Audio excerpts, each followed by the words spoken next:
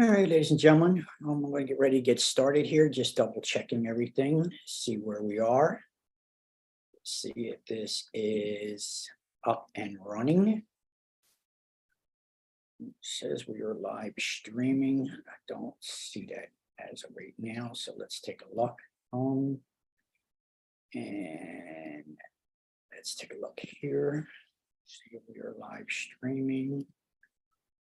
All right. Alrighty, so let's see what our problem is right here. Second. So we should be live streaming. Let's take a look at this and make sure everything is set up here. We're a little early. We're going to get started in a second. I just want to make sure we got everything up and running here. Give me one more second. Double check everything. Okay, make sure everything is working. And unfortunately, when you're live streaming, the only thing you could do is live stream just to test everything to make sure everything is working. So it looks like all streams are streaming. Let's take another look at our live here. And usually I can see on YouTube that we are live streaming. It does say we are live streaming. Just give me just one more second, because if I don't see it on YouTube, then the other links ain't working. So just give me one more second here. Let me double check. All right, there we are. And I can see, let's test the seal. One more second here. All right, check. Very, very good. Okay. Now I'm confident that everything is all streams working. This is what happens when you're a one-man show, ladies and gentlemen. We're doing the production, the audience, the show, everything all at the same time. And so, ladies and gentlemen, this is going to be a short show today. I'm going to do just a half an hour because today is the buyer seminar, first-time home buyer seminar, and that starts at 7 p.m. And so, in my chat, I'll leave that open for you. I can give you the link for the buyer seminar that we will be doing at 7 o'clock.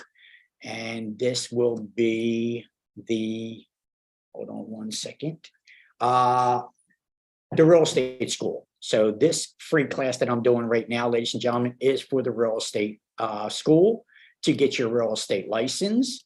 And let's copy this and paste that in here. Let's do this, paste it in here.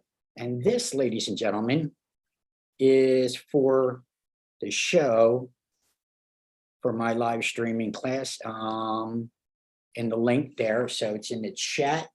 Hopefully you all got that here, got it. And there it is. So there's the link in the chat that you can see that for 7 o'clock. So at 7 o'clock, ladies and gentlemen, I'm going to be doing a show for first-time home buyers on how to get out of the renter's rut and own a home of your own using the grants that are available, seller assist, so you don't need very much money to buy a property. So that would be the 7 o'clock show. This, ladies and gentlemen, is my free real estate class, a class that I offer to students who are looking to sign up for a school and make a little bit more of an educated decision before they literally actually sign up for the school, which I knew that's going to happen. So let's take this off. And we can't be answering the phone while the show is going on, and that's just the way it is. So do that too. Turn that down here. Volume down. Okay, very good. So, ladies and gentlemen, in the state of Pennsylvania, I apologize. In the state of Pennsylvania, you are required to take a 75-hour state mandated real estate class of real estate practice and real estate fundamental in order to take the state exam. You cannot just take a state exam unless you have your transcripts from a school that says you did the required 75-hour requirement. And so that is where we are, ladies and gentlemen. You are now looking at a school to see which school that you want to go to. Is it going to be an online course that you want? Is it going to be an in-person class? Is it going to be a live streaming class? So since my students are from Pittsburgh to Philadelphia, we conduct our 75-hour class on this Zoom platform. And when you're in the class, you get to talk with me. We get to talk with each other. You get to see me, ask me questions, just as if you were sitting in the classroom without the need for parking, gas, motoring around. You don't have to worry about somebody coughing or sneezing next to you, disrupting your process of learning. So the live streaming process, and since it's a state mandated class, is a better platform to conduct this 75-hour class. I offer two classes. I offer a morning class, which is 9 a.m. to 1 p.m., Tuesday, Wednesdays, and Thursdays. So for 8 weeks, it's an 8-week class. Tuesday, Wednesday, and Thursdays, 9 a.m. to 1 p.m. is my morning class. And my evening class is 6 p.m. to 10 p.m. in the evening class.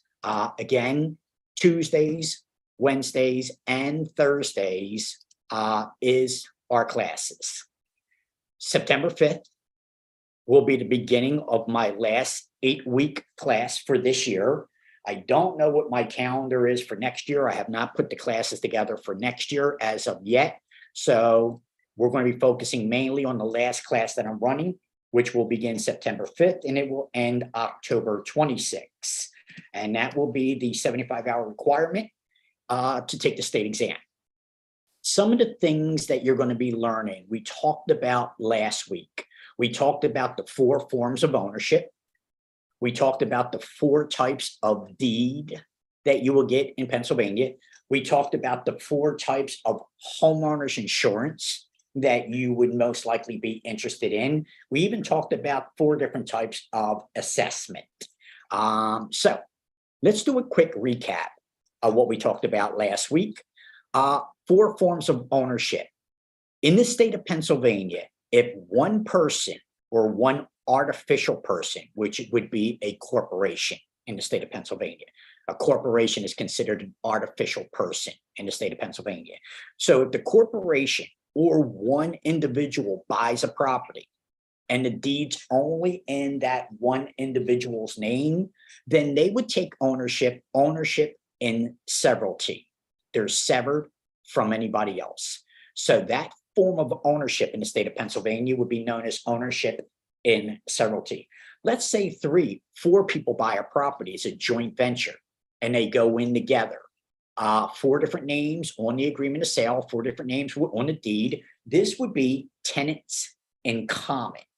They each have a common interest in the property. The deed does not provide for any survivorship. So if they wanted to leave their interest in this property to someone else, they would have to set up a will or a trust because the deed would not provide that. So this second form of ownership would be tenants in common. These 4 particular owners of this property, in my example, would each have a common interest in the property. The third form of ownership is for the legally married couple. And that form of ownership is known as tenancy by the entirety. Tenancy by the entirety. And this is for the legally married couple. And this deed gives spousal survivorship rights, which means under this deed, you would not have to set up a will to leave the property to your significant other. The deed automatically will give survivorship rights to the surviving spouse through this form of ownership known as tenants by the entirety. Joint tenancy. This is the one that runs the gamut. I've heard all kinds of different explanations for joint tenancy, but joint tenancy is a game of survivorship as well, which means the only thing that you can do in the property is live in it and die in it. Unless you have a joint tenancy with right of survivorship, which would be a different legal form, joint tenancy by itself is a game of survivorship, which means all you could do is live in it and die in the property. You can't will it, you can't sell it, you can't break up interest in the property until the last, let's say 4 people buy the property. And they thought a joint tenancy was the way to go. They each have a joint ownership. Well, they would find that they have some legal issues later on because of the form of ownership, joint tenancy. and what it allows them to do with the property and doesn't allow them to do. So it's very important when you take this class that you understand who would do joint tenancy. Let's do Tunnel to Towers. Let's do Salvation Army. Let's do Ronald McDonald House. And they own real estate that they use for their charitable purposes. And after the charitable purpose has been served, the property will resort back to the charitable foundation to use again and again. So a charitable organization certainly would consider taking property under joint tenancy. So the four forms of ownership, ownership and severalty, tenants in common, tenants by the entirety, and joint tenancy is one of the things that you will be learning in this state mandated class so that you could better serve and better educate the clients you're working with. Now, we're not attorneys. We're not allowed to practice law. And this would mean that even though we're supposed to know the four forms of ownership, we're really never allowed to advise someone on which form of ownership they should take. That would be legal representation. And so only a lawyer should give legal advice. So in the class, the state wants to make sure that you understand what you can do with a real estate license and what you can't do. Some things you'll need an accountant's license or a law degree to practice law. So it's got to be careful not to cross the line. Now, as a real estate professional and as buyers and sellers, you want a good deed. And what we call this is a good and marketable deed. And that would be our job. As real estate professionals, ladies and gentlemen, our job is to make sure that the buyer is actually becoming the legal owner of the property, that the seller does have the legal right to sell the property, and there are no encumbrances on the property, no liens, no judgments, no zoning restrictions, nothing that would hinder the buyer's legal use of the property. Can the buyer legally do what they want with the property after they buy the property? So that is our job as real estate professionals, to advise and assist our clients to make sure that they are becoming the legal owner through a good and marketable title. Now, the four types of deed that give us this good and marketable title, two give it to us, two do not. The first one is known as the general warranty deed. General, all. And so the general warranty deed is the best deed that one could have when they buy a property. It gives you the most assurance that you are the owner of the property and no one other than you would have a claim to that property. Should there be a claim against the property, your title insurance that you would get with a general warranty deed would protect you against any other interest in the property. So the general warranty deed is the best of the four deeds. The next one that we use is called a special warranty deed. And the special warranty deed is used for estates. So let's say that you might be the executor, the executress, the trustee, or the truster of an estate. Somebody passed on and left the responsibility to you to settle the estate. So as the executor, the power of attorney, the trustee of the estate, you legally have the right to sell the property, but your name's not on the deed. Those who were on the deed had passed away. So in this situation, we would be transferring what's known as a special warranty deed. The word warranty basically means title insurance. And so the general warranty is the best. The special warranty is what we'll use for fiduciaries who are handling estate properties.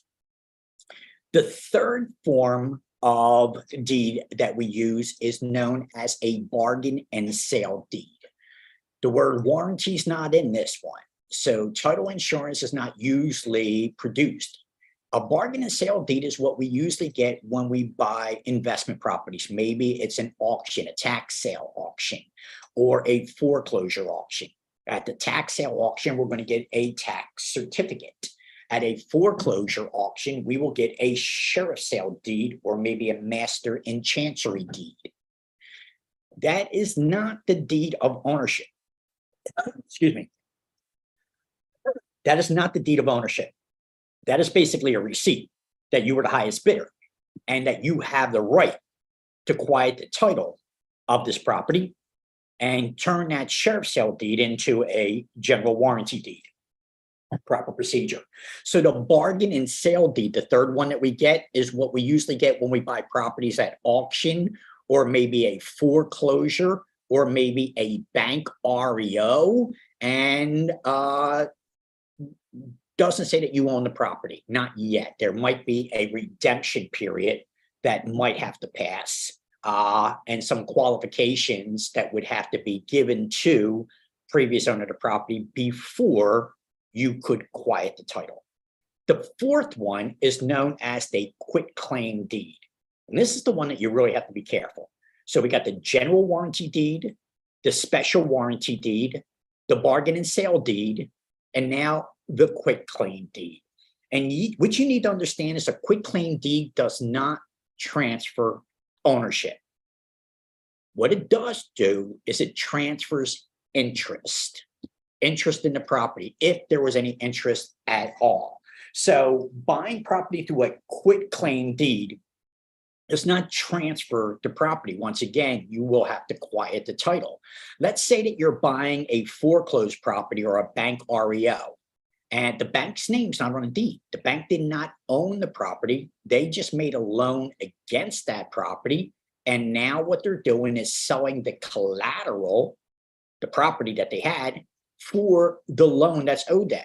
So if you buy this property at a bank REO or foreclosure, you're actually not buying property through a quitclaim deed, you're buying the interest. And in this situation, the lender's interest. The lender wants their loan back, and now you can have the collateral. And it'll be your job to quiet the title, get the deed, and then do what you want with the property. So you need to understand deeds, the deed, the bundle of legal rights. And a lot of buyers, a lot of investors fail to understand the four qualification of deeds when they buy the property, and end up sometimes not even buying property. They find out later on what they bought. They bought somebody's interest in a property, but they don't own that property, not legally, not yet. So 4 types of ownership, 4 types of deed, 4 types of homeowners insurance: HO1, HO2, HO3, HO4. HO stands for homeowners. HO1 would be a basic insurance policy, buyer policy like, and it is the policy that most first-time home buyers will use to satisfy the lender requirements, but they should upgrade as quick as they can to an HO2 or an HO3. But an HO1 is known as a basic homeowners insurance policy.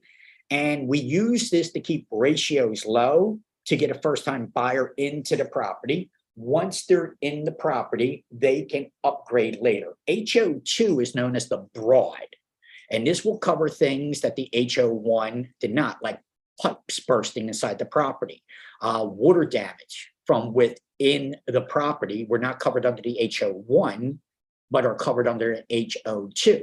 And HO3 is a special form of policy, and each insurance company has different items that they include into the HO3, which would usually cover everything in an HO1 and HO2, plus certain things like nuclear explosion, or maybe even mold.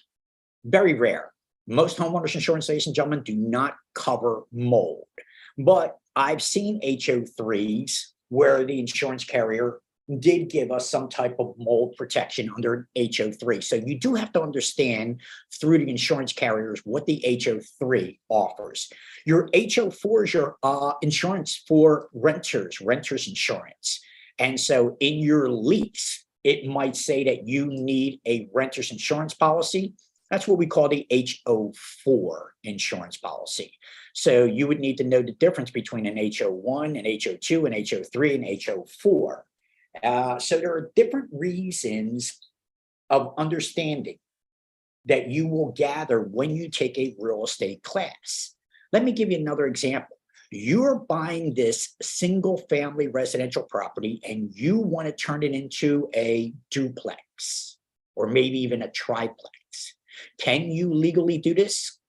The answer is yes, through a variance, which means you'll need to legally change the zoning. You'll have to go and appeal to the zoning board. You might even need to go to a community organization for approval.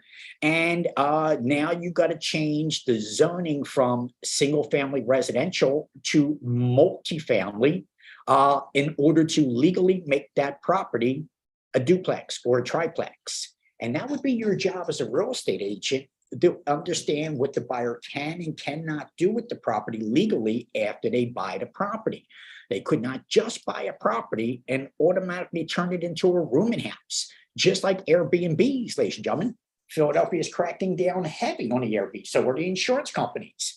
So Philadelphia is requiring the hotel zoning in order to use property as an Airbnb.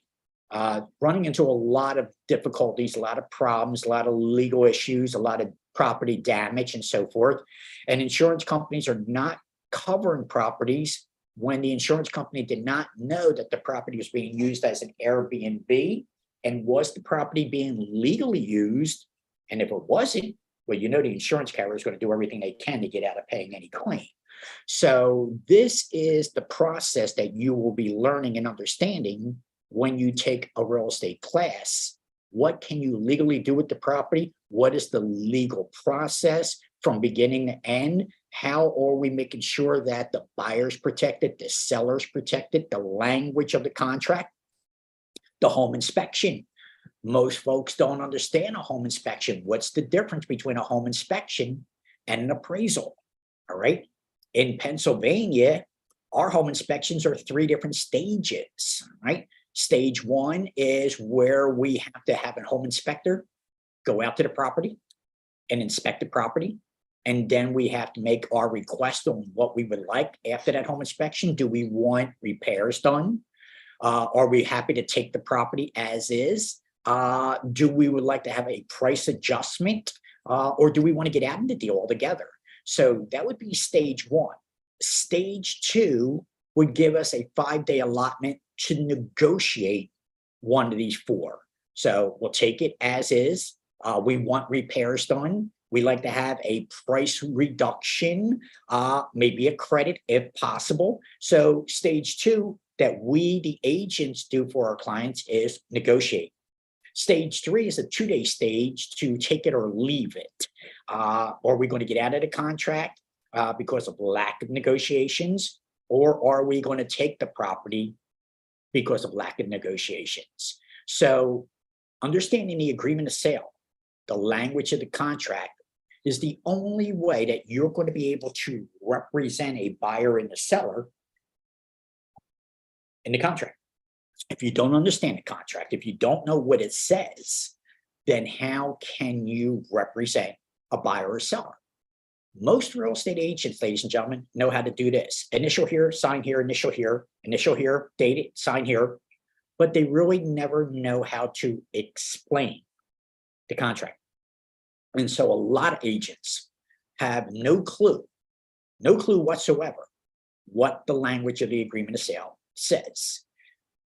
Home inspection would be our very first bloody battle, but the appraisal comes at the end. And the lender wants to make sure that they're not lending more money on this property than the property is worth. So in order for a lender to give a buyer a loan to buy the property, the lender is going to require an appraiser, which is supposed to be an unbiased, disinterested third party, not part of the contract, not part of the deal, to go out and estimate value. And the appraiser's job is to go out there and estimate. Let's say you're buying the property for $100,000. You agreed to pay $100,000.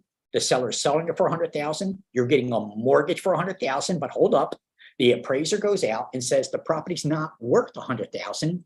The property's only worth $90,000. Well, now the bank is no longer lending $100,000. Based on the appraiser's value, the most the bank will now lend is $90,000, because it doesn't matter that you have a contract, doesn't matter that buyer and seller agreed. The bank is not lending more on the property than its property's worth. So the lender's going to require an appraisal with this deal, especially if they want to sell it in the secondary market, before they make any loans on the property. So the home inspection is usually a requirement from the buyer. It could sometimes be a lender requirement, but the appraisal is a 100% lender requirement. The lender is not going to lend any money on this property without the appraisal. One comes in the beginning of the contract, one comes at the end. A typical real estate deal, if this is a cash deal, we can close in less than 30 days. We just need clear title. If this is a conventional deal where you're getting a conventional mortgage, you're putting 20% down, for example, we can close in 30 to 60 days. And if it's an FHA deal, which is a lot of the times for first-time home buyers, then it could be 30 to 90 days, depending on the situation. So, but usually 90 days is the extreme for residential. Commercial property, on the other hand, could be a much longer process. Could take a year, like development, depending on the amount. Your real estate license that you will earn after you pass the exam will allow you to sell residential and commercial. You do not need a separate license. You do need to be licensed, but you do not need a separate license to sell residential and commercial. Your state real estate license that you will earn will allow you to do both. Once you have a real estate license, ladies and gentlemen, you should never be broke. You should never be unemployed, because you now have a commodity that many will be seeking. And once you pass the state exam, you will be surprised what kind of offers you're going to be receiving. Your email, your text, your phone, your mailbox is going to be loaded with offers from developers, brokers, Fortune 500 companies like McDonald's or Walmart, franchises, property management companies, asking if you would consider interviewing with them to work with them. And the reason that you're receiving this mail and these offers is because of that real estate license. You now have a commodity that is sought and sought after. And so you're useless to all that I just mentioned without a real estate license. But once you have that real estate license, you are now of value. And because of that value that you earn by receiving this license, these offers start coming your way. Doors start opening up.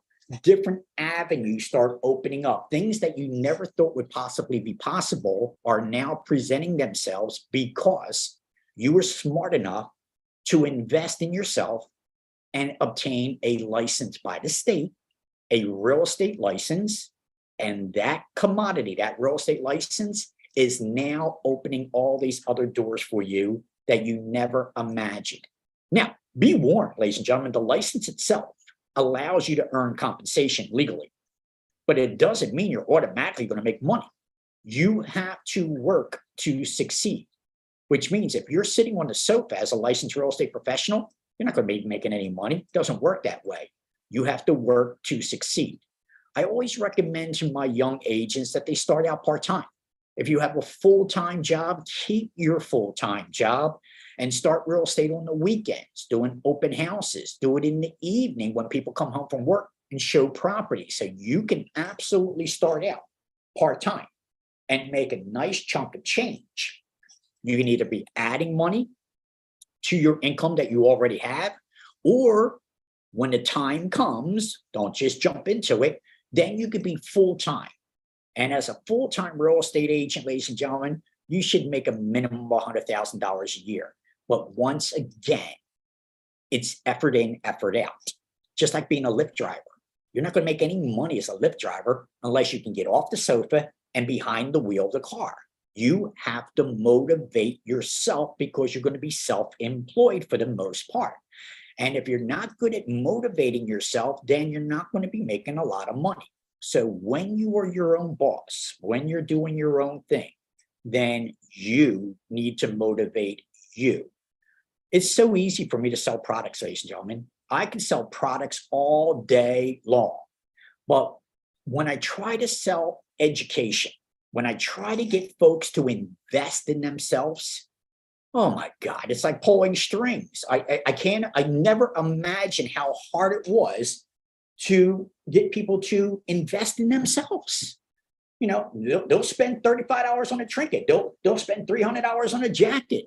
But to invest in a license, to become a licensed professional, to invest in an education that will make them eons of money, it's like pulling teeth. I cannot believe the work I have to go through to convince people to believe in themselves and invest in themselves. But this is the reality.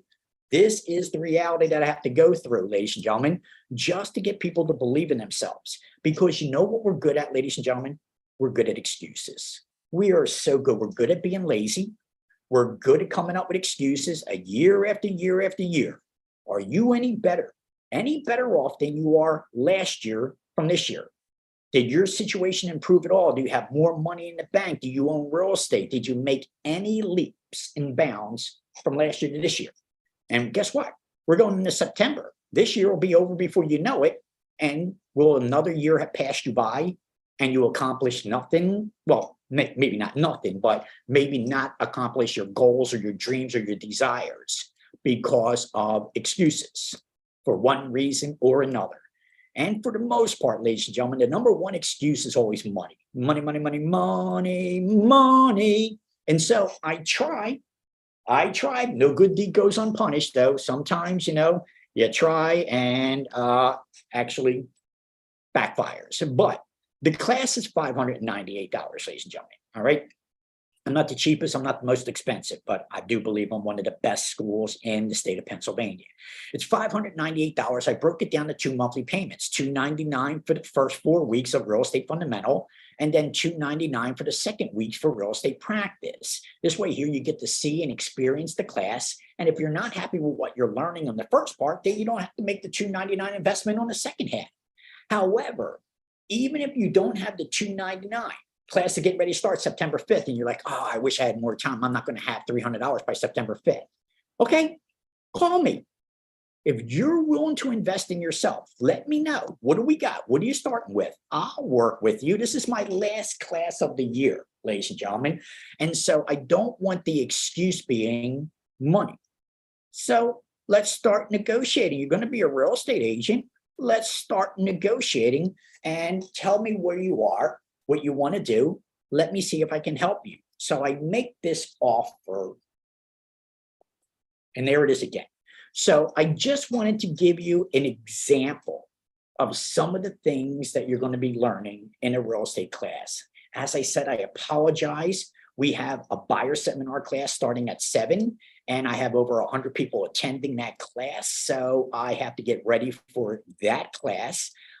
This is a free class that I offer to help students make a better decision in what school they would like to invest in. My name is Warren Nelson, ladies and gentlemen. Yeah, as you can see, and I'll put it up here, turn your chat on and take a look at it. And let's put it in there again. Let's see, I'm going to add it again. There is my link for my seminar starting at 7 o'clock in order to stop renting and become a homeowner. So you'll get to see me as a real estate agent, real estate broker, what I do in the real estate arena. Besides a professor teaching, you'll literally get to see me helping folks become homeowners. So there's the link right there, ladies and gentlemen. Again, that starts at 7. So I'll be ending this one very shortly. And then hopefully I'll be seeing you there. Leave a comment, like, or let me know that you're getting the link, you're not getting the link, and I'll try to get everybody the link before the 7 o'clock show starts. Quarter of, I'll be turning everything off and getting ready for that seminar. So ladies and gentlemen, if you're looking for additional income, if you're looking for a great education in real estate, this is not an investment class. This is a state mandated class to make sure that you understand what you legally can and cannot do in the real estate arena. This is a good investment that I always recommend you do. So if you really want to know about real estate, then let me offer my services. Online Real Estate School Inc.com, ladies and gentlemen. Online Real Estate School Inc. Incorporated, INC. Online Real Estate School Inc.com. I offer several different programs. You could do Cash App, you could do Zelle, you could do my Shopify account. If you need to make other arrangements, let me know. My name is Warren Nelson. My number that you'll see is 267-972-1084, 267-972-1084. And for the next hour or two, it'll go right to voicemail because I have another class I got to do momentarily. If you call me, leave a message. I'll get back to you after my classes, but text me and let me know if you need the link for it's there. Once again, I turned it into a tiny URL to make it a little easier. So it's https://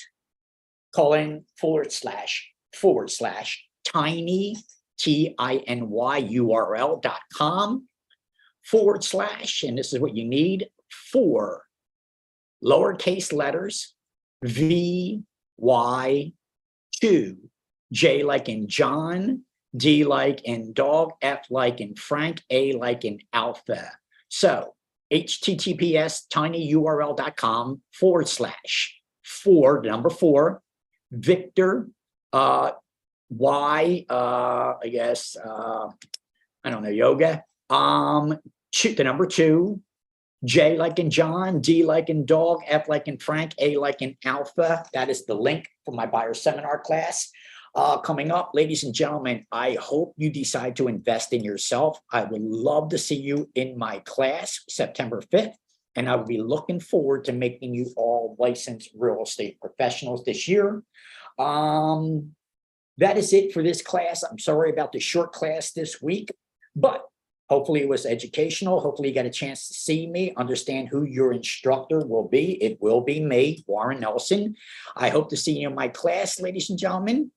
Be safe, be healthy, be happy. God willing, I'll see you when I see you.